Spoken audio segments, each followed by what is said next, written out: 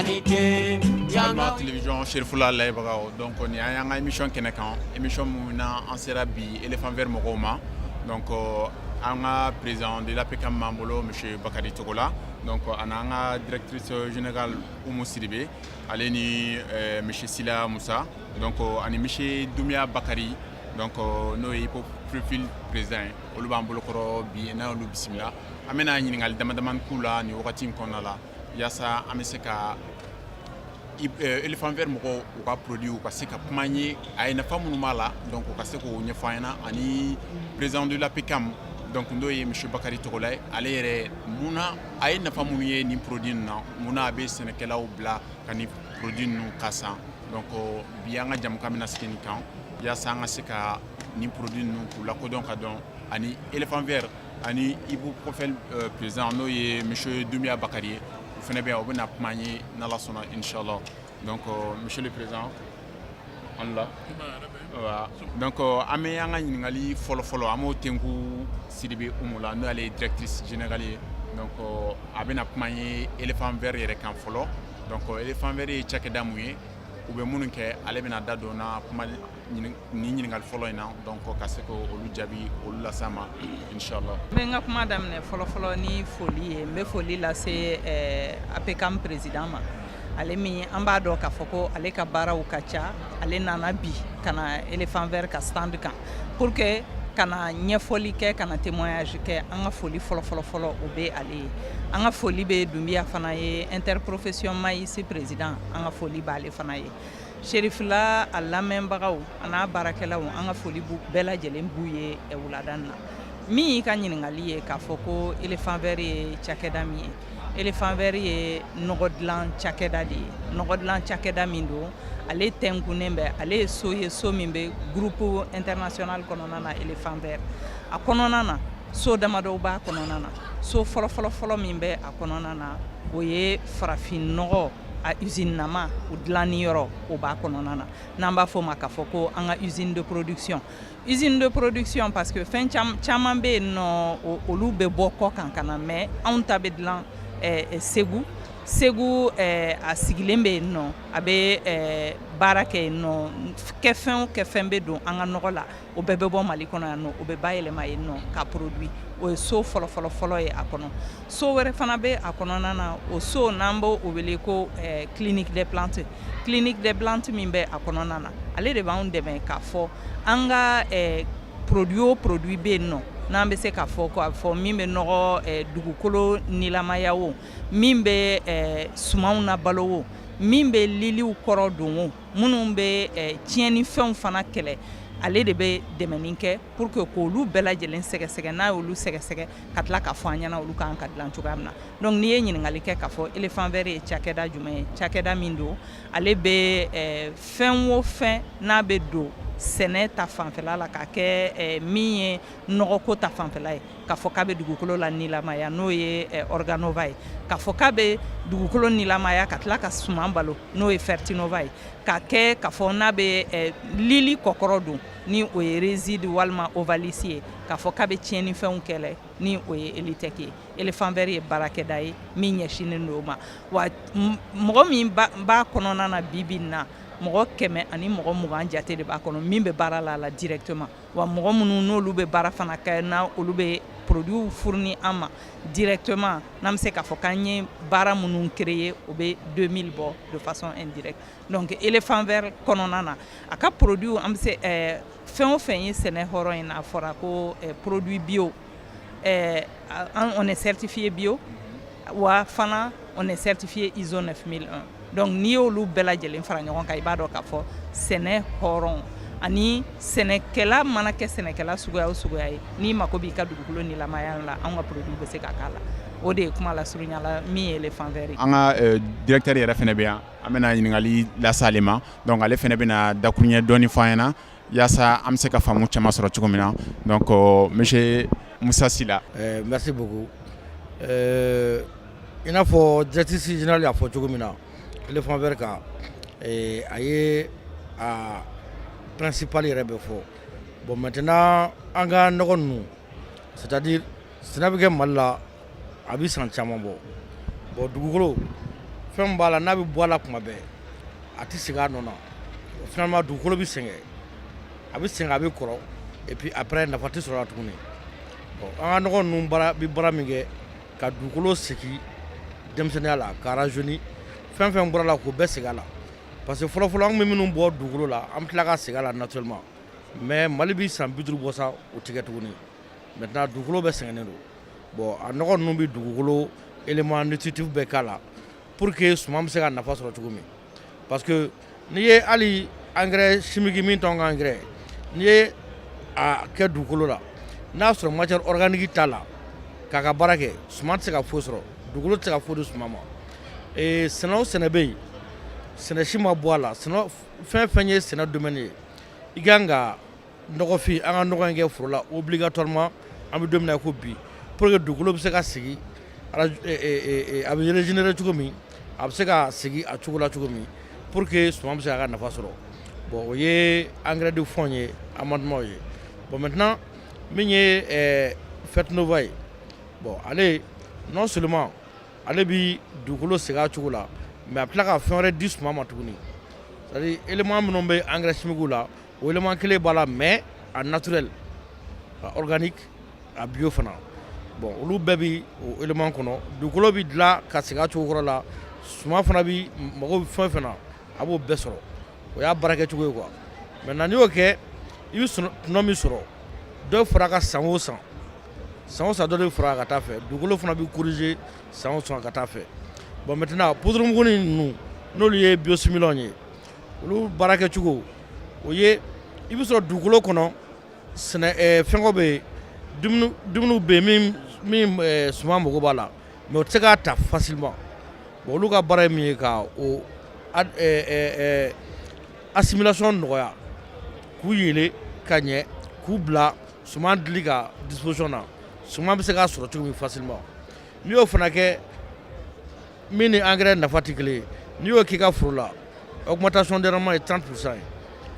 a bɛ n'a fɔ n'a sɔrɔ i bɛ kilo 100 sɔrɔ a bɛ kilo 30 fara a kan kilo 100 o kilo 100 kilo 30 fara o kan o ye augmentation de rendement ye an ka réside ni walisi fɛ bon ensuite biopesticide n'o ye bagaji hɔrɔnma ye olu fana bɛ sira la ka na bon normalement an b'o o baara kɛ cogo min an ni recherche mɔgɔ bɛ jɛ ka baara kɛ pour que défaut foyi kana se ka y'a la o la fɛn o fɛn bɛ yen k'o ye suman tiɲɛ fɛn ye o ta bɛ yen u bɛɛ ta b'u dama min man ɲi suman ma a b'o de tiɲɛ mais fɛn ɲɛnama dɔw bɛ yen minnu ka ɲi foro kɔnɔ a tɛ s'olu ma insecte utile a tɛ s'olu ma a bɛ se insecte nuisible dɔrɔn de ma min ciblelen don o ye an ka bagaji hɔrɔnma ninnu ka baara ye bon a binfagalanma fana o fana bɛ sira la ka na bon min bɛ herbicide an b'a fɔ ko herbicide biologique o fana bɛ sira la ka na bon en tout cas mɔgɔ kan ka min faamuya an ka engrais ninnu na sɛnɛ bɛ kɛ cogo fila la n'i k'i bɛ conventionnel kɛ i bɛ se ka an ka engrais ninnu kɛ i ka dugukolo la comme matière organique o la i bɛ se k'i ka engrais kɔrɔ engrais chimique k'a kan o bɛ kɛ cogo min k'a kɔrɔ a bɛ dɔ bɔ engrais chimique consommation la a bɛ dɔ fara i ka nafa kan o ye conventionnel ye mais n'i k'i bɛ bio kɛ 100% bio i b'a daminɛ kabi semence la ani an ka engrais ninnu i tɛ dan engrais dɔrɔn ma i bɛ biostimulant ani biopesticide bagaji hɔrɔnma i b'olu bɛɛ don a la engrais chimique foyi tɛ k'a la o la non seulement i bɛ nafa sɔrɔ i ka dugukolo bɛ corriger et aussi i bɛ récolte min sɔrɔ n'i ye exemple ta kaba la n'i bɛ kaba kilo ye 25 walima 30 ye conventionnel mais n'a kɛra bio ye kaba bio i bɛ se k'a kilo feere 50 ka se 70 ma wa i b'a exporter fana i tɛ dɛsɛ tila na bon o kɔfɛ siraliw kɔfɛ fɛn fɛn ye nɔgɔforofɛnw ye pomme de terre ani jaba ani karɔtiw o dɔw b'an bolo yan échantillon dɔw bɛ stand la yan non seulement a bɛ a rendement yɛlɛ mais a b'a qualité ɲɛ et puis a bɛ se ka mara ka ɲɛ ka mɛn kosɛbɛ n'a sɔrɔ ko conventionnel bɛ kalo 1 de kɛ ka mara n'i y'an ka produit ninnu k'a la i bɛ se ka kalo 4 kalo 5 kɛ k'a mara a tɛ tiɲɛ bon o élément fana c'est très important mɔgɔw k'o dɔn quoi merci. tiɲɛ yɛrɛ la n'i ko ko sɛnɛfɛn maa bɛ marali ko fɔ tuma dɔw la donc produit ninnu a b'a yira an na k'a fɔ ni i ye éléphant vert mɔgɔw ka produit ninnu utiliser a bɛ se ka kɛ sababu ye i k'u mara fo wagati jan kɔnɔna la an b'o faamu kosɛbɛ nin yɔrɔ in na parce que a ye dakuruɲɛ sinsin kɛ o yɔrɔnin kan donc o tɛmɛnen kɔfɛ sisan an bɛna tuguni ka segin ka na an ka monsieur Dumiya Bakari donc ale bɛna dakuruɲɛ dɔɔni fɔ an na. parce que éléphant vert n'i y'a jateminɛ anw bɛ nin ka san 3 bɔ an ye test k'a la k'a k'an ka forow la an y'a jateminɛ min sɔrɔ la a bɛ dɔ fara an ka sɔrɔ kan parce que n'i y'a jateminɛ 700 000 hectares de b'an bolo n'o ye kabaforo ye bon 700 000 hectares hali bi an dan ye 2 500 000 tonnes ye par an bon n'i y'o jateminɛ ni éléphant vert ni farala anw ka nɔgɔ dontaw kan a bɛna kɛ sababu ye an bɛna se au moins jusqu'à 9 millions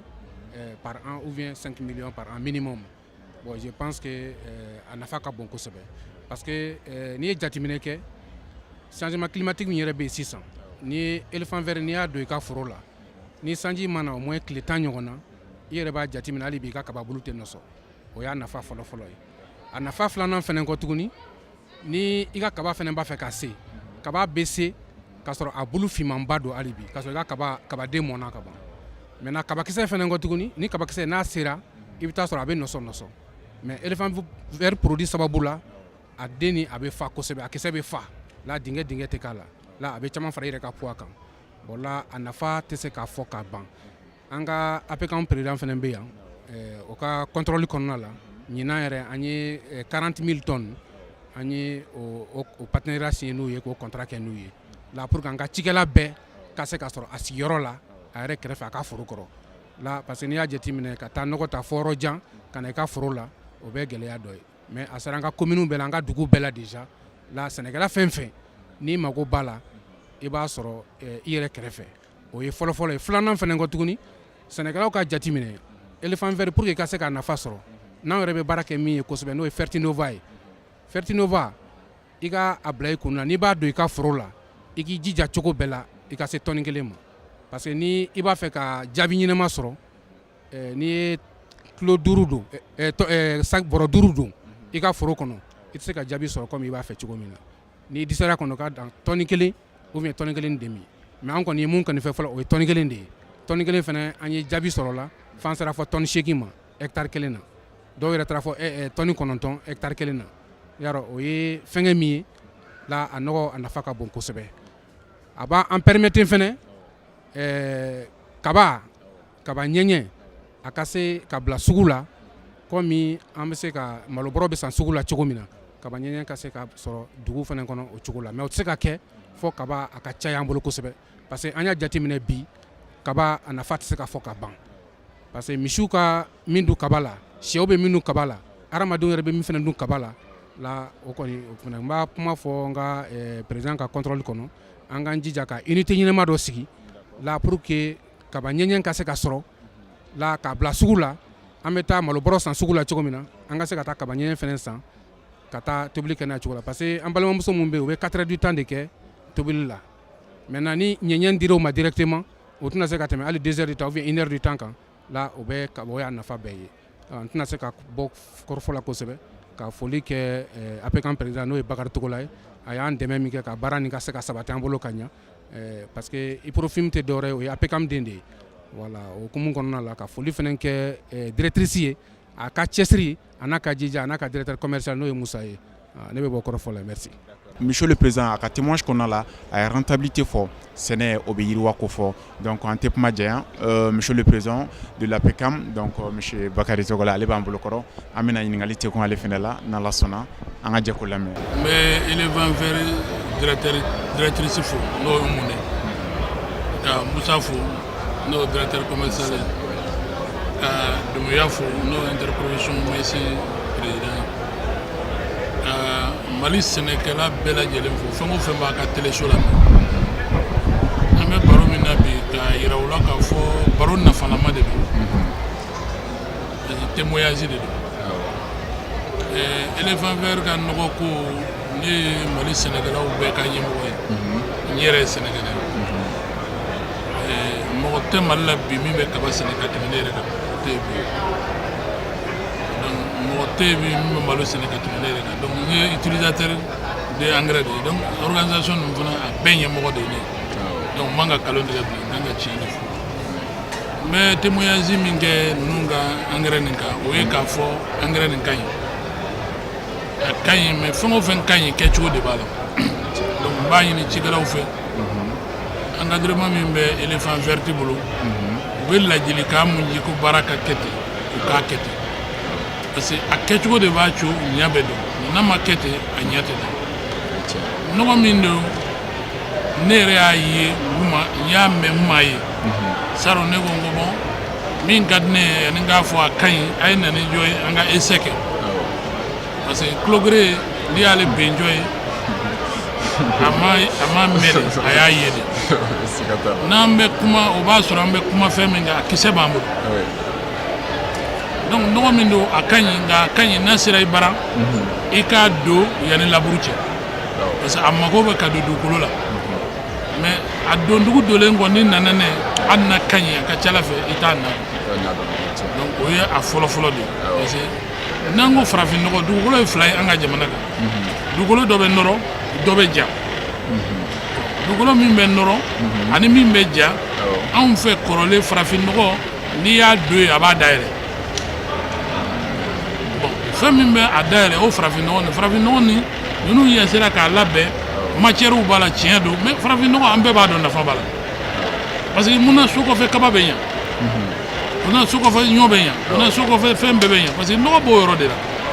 bon ninnu kɛra sababu ye ka nɔgɔw fara ɲɔgɔn kan ka se k'a labɛn ka matière dɔw don a la min bɛ se ka consommation nɔgɔya cikɛla bolo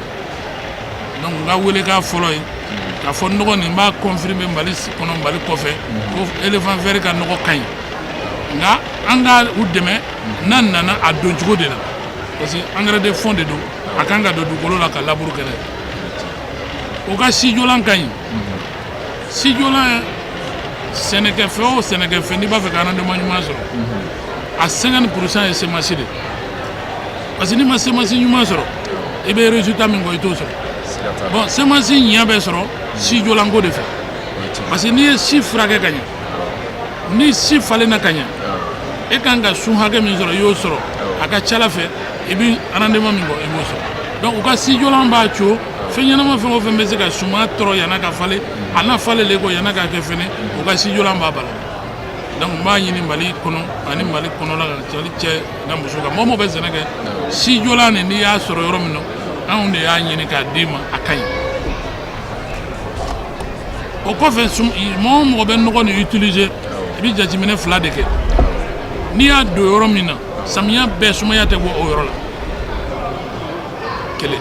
n'i y'a don yɔrɔ min na i tun bɛ rendement min kɛ kɔrɔlen i b'o doubler sɛnɛ kun mun sɔrɔ tɛ wa sanji dɔgɔyara o sanji cayara o nɔgɔ nin donna yɔrɔ min na mɔgɔw bɛ ja fɔra yɔrɔ min na ani sanji nɔgɔ ma don yɔrɔ min na i b'a sɔrɔ kelen tɛ e bolo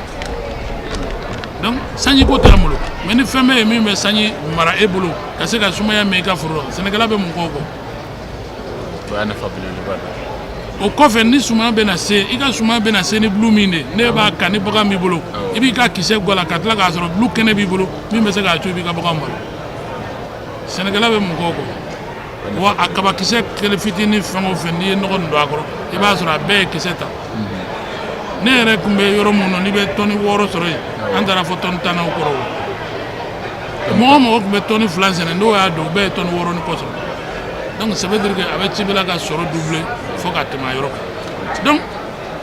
olu nana ni usine ye usine sigira mali kɔnɔ yan ka ban a bɛ segu a cɔ ye sisan usine bɛna sugu sɔrɔ cogo jumɛn ɲinan an yɛrɛ ma ka tɔni 40,000 di u ma mais 20,000 u b'o bila ɲinan san wɛrɛ 20,000 bɛ ban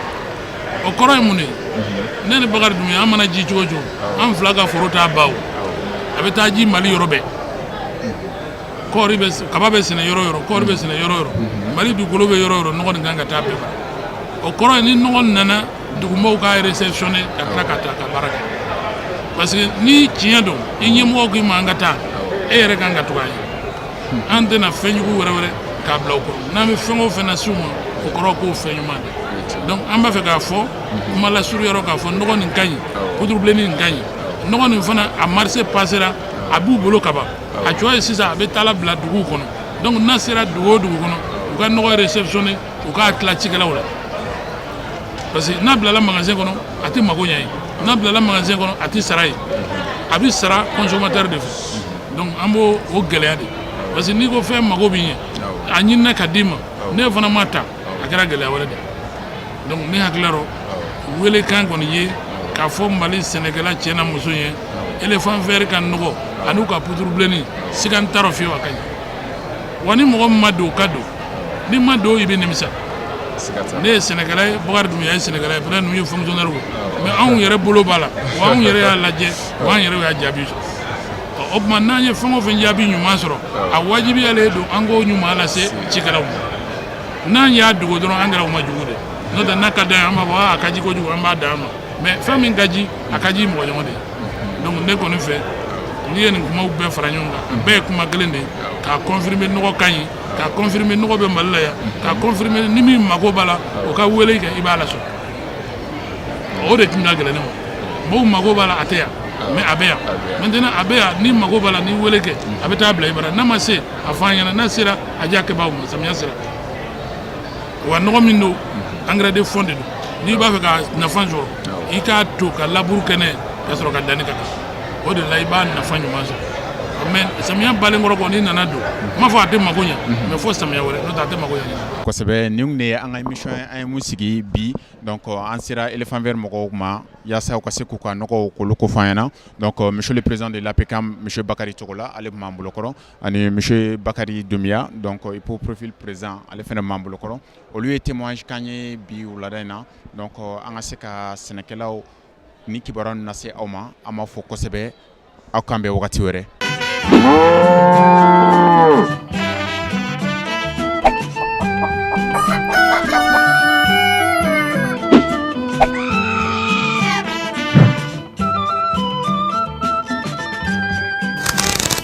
Anite yanga yo anite dabanda kamale seneke baliyo dabasangunde kadoma